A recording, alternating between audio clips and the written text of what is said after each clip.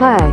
Today I'll show you some helpful apps gadgets for students and teachers and also gadgets or apps that you can use during physical activity. 1. Google Classroom. Google Classroom para saan ito? Para sa klase, pagsusumite ng gawain at komunikasyon ng guro at estudyante. Bakit ito helpful?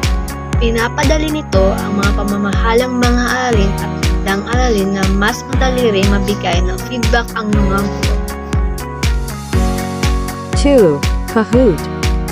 Kahoot para saan ito? Para sa paggawa ng interactive quizzes at games para sa review o discussion. Bakit ito helpful?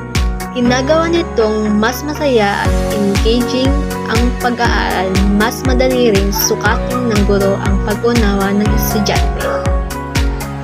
3. Quizlets. Quizlet para saan ito? Para sa paggawa at pag-aaral ng flashcard at review materials. Bakit ito helpful? Nakakatulong ito sa pagmimemorya ng mga konsepto at termino sa mas mabilis at mas organisadong paraan. 4. Microsoft Teams. Microsoft Teams para saan ito? Pa sa virtual meeting, group chat at file sharing. Bakit ito helpful? Mainam ito para sa online learning, setup o group collaboration ng mga guro at estudyante. 1. MyFitnessPal app.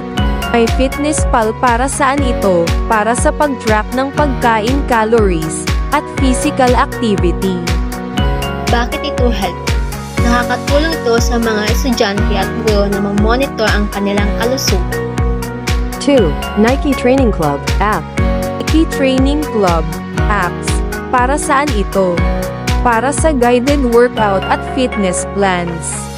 Bakit ito helpful? May libreng exercise para sa beginners at advanced.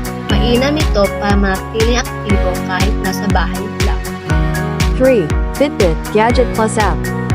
Fitbit, gadget dagdag apps, para saan ito? Pasukatin ang hakbang tibok ng puso at tulog.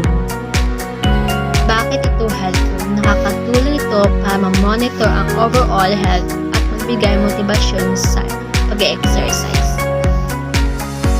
4. Smart Rope Gadget. Smart Rope, gadget, para saan ito? Para sa cardio exercise at weight loss.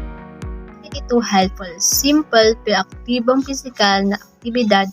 Ang smart version ay may app na sumusukat ng performance.